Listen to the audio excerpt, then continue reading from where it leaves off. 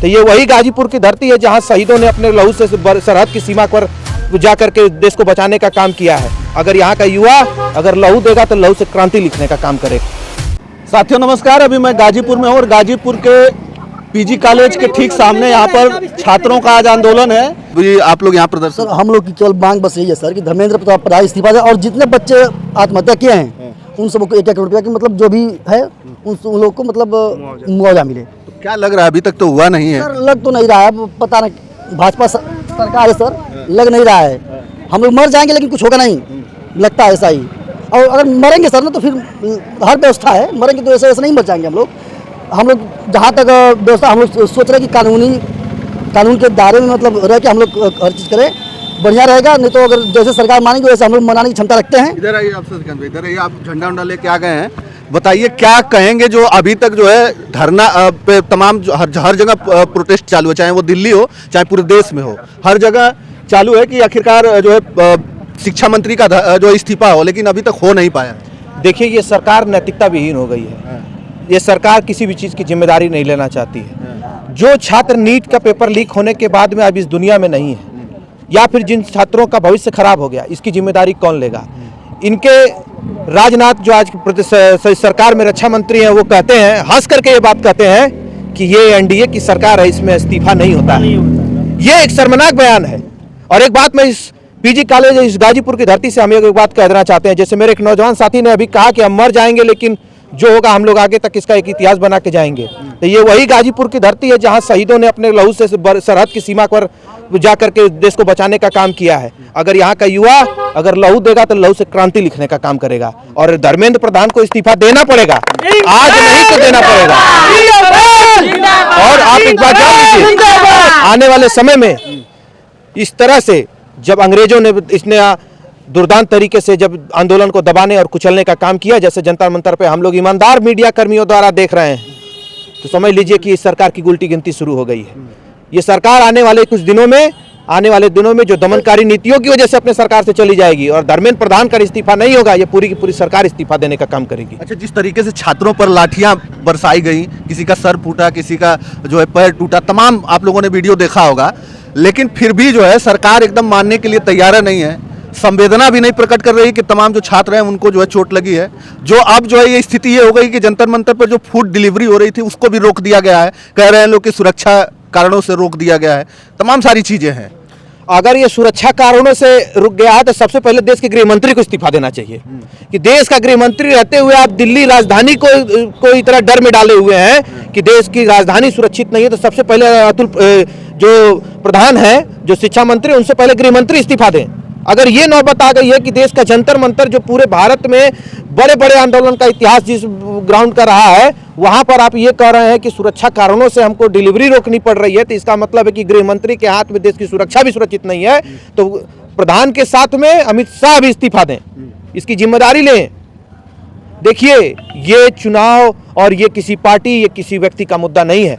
ये मुद्दा हर उस व्यक्ति का है जिसके बच्चे आज नीट की तैयारी कर रहे हैं, इंजीनियरिंग की तैयारी कर रहे हैं, सीबीएसई बोर्ड में पढ़ रहे हैं। मैं पूछता हूं भाजपा और बाकी पार्टी के लोगों से जो इस प्रदर्शन को, भारतीय जनता पार्टी के तो तमाम लोग हैं जो कह रहे हैं कि जो है वहां पर फंडिंग हो रही है, विदेशी फंडिंग हो रही है वहां पर जंतर मंतर। विदेशी फंडिंग हो रही है, एक मिनट रुकिएगा।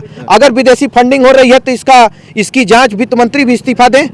एफसीआरए के माध्यम से जब आ रहा है ये पैसा, विदेशों से जब आ रहा है, तब देखिए सरकार दे भाई, कहाँ से इस्तीफा आ रहा है? विदेश से आ रहा है तो वो प्रमाण दे, नहीं विदेश से आ रहा है ये पैसा। नहीं, उस पर तो विदेश मंत्री ने भी कह दिया कि नहीं, इस तरीके की तो कोई बात नहीं। नहीं तो आप ये बताइए कि यही हाँ भी बोल रहे हैं, यही ना भी बोल रहे हैं। ये कह रहे हैं विदेशी फंडिंग भी आ रही है, विदेश मंत्री कह रहे हैं ऐसी कोई बात नहीं है। ये कुल मिला जुला करके ये सरकार सब चीजों की बात है, चीजों की बात खत्म कर रहे हैं, एक मुद्दे को डाइवर्ट करने का काम कर रहे हैं। वो लोग बोल रहे हैं कि कहाँ से फंडिंग आ रही है, वो लोग ये पूछे ना कि क्यों नहीं इस्तीफा दे रहे हैं। इस्तीफा दे, वहाँ पे बच्चे प्रदर्शन करेंगे ही नहीं, इस्तीफा दे देंगे सब खत्म हो जाएगा। इस्तीफा दे, सीधी सीधी बात है। क्या कहेंगे बताइए, मोदी जी सुन रहे हैं, क्या कहेंगे? हाँ, इस्तीफा दे धर्मेंद्र प्रधान, और क्या दे। अच्छा, तो इतने लोग तो कितना मार खाए, नीट का एग्जाम दिए, लीक हुआ पेपर, कितने लोग सुसाइड कर लिए, अभी तक जो है शिक्षा मंत्री तो अभी तक जो है इस्तीफा नहीं दी। शिक्षा सर मैं बोल रहे हैं ये भी पुलिस वाले की जाओ कल आना परसों आना, ऐसे 22 दिन से हो रहा है, कब देंगे इस्तीफा? उन सबसे नहीं पूछ रहे हैं, सरकार उन सब सवाल नहीं कर रही है, हम ही लोग से पूछ रहे हैं कब कैसे होगा बताइए।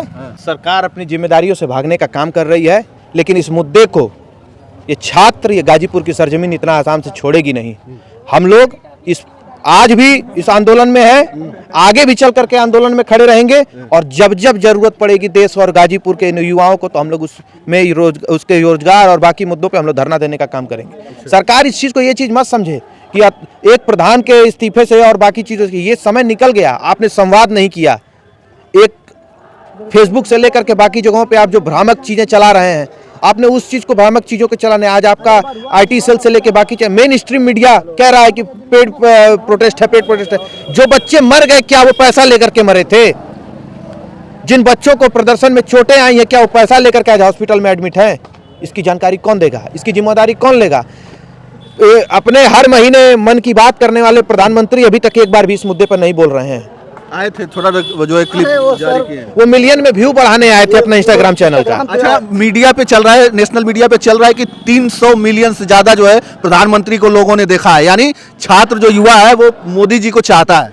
मैं चाहता हूं कि उसका कमेंट भी पढ़ दिया जाए, उसके नीचे जो कमेंट आ रहा है उसको भी पढ़ दिया जाए। मेन स्ट्रीम मीडिया के सभी पत्रकारों से मैं निवेदन करना चाहता हूं, जो सरकार को कहते हैं कि उनकी लोकप्रियता बढ़ी है, मैं चाहता हूं कि बारी बारी से उसके कमेंट पढ़ दीजिए आप। हाँ, मोदी जी के पास सर टाइम 1 मिनट नहीं है कि छात्रों से आके मतलब मुलाकात कर लें। एक दिन वो 20-25 दिन बाद लाइव आए, वो भी पता नहीं क्या सोच के लाइव आए और आश्वासन दिए केवल झूठ, और कुछ नहीं होगा। देखना आप यहीं पर रहेंगे, मैं भी यहीं पर रहूँगा, कुछ नहीं होगा जी। देखिए ये स्थिति है, यहाँ पर तमाम जो छात्र हैं वो नारेबाजी कर रहे हैं। इन लोगों का एक ही मांग है कि जो है धर्मेंद्र प्रधान का इस्तीफा हो, लेकिन अभी तक इस्तीफा नहीं हो पाया है। बीच में जब अभी नेता लोग, जो बीजेपी के नेताओं ने कहा, इवन धर्मेंद्र प्रधान ने भी ये चीज कहा कि जंतर मंतर पे जो लोग बैठे हैं वो देशद्रोही हैं। मैं आपको कैमरे के माध्यम से दिखाना चाहता हूँ, इसमें से कौन सा लड़का, कौन सा छात्र यहाँ पे देशद्रोही है, मेरे को बताइए। एक व्यक्ति को यहाँ देख करके बताइए इसमें कौन देशद्रोही है। सब अपने बच्चों के भविष्य के लिए यहाँ आए हैं। मैं अपने बच्चों के भविष्य के लिए यहाँ आया हूँ, ये अपने बच्चों के भविष्य के लिए यहाँ आए हैं। सीबीएसई बोर्ड जैसे पेपर जब चेक होते हैं और स्क्रूटनी में निकलता है कि उस बच्चे की कॉपी बदल दी गई है, तो इतना गैर जिम्मेदारा बयान देकर के ये कहा जाता है कि ये तो देशद्रोही है। तो क्या वो पाकिस्तान से परीक्षा देने आया था? इस चीज की भी बताइए।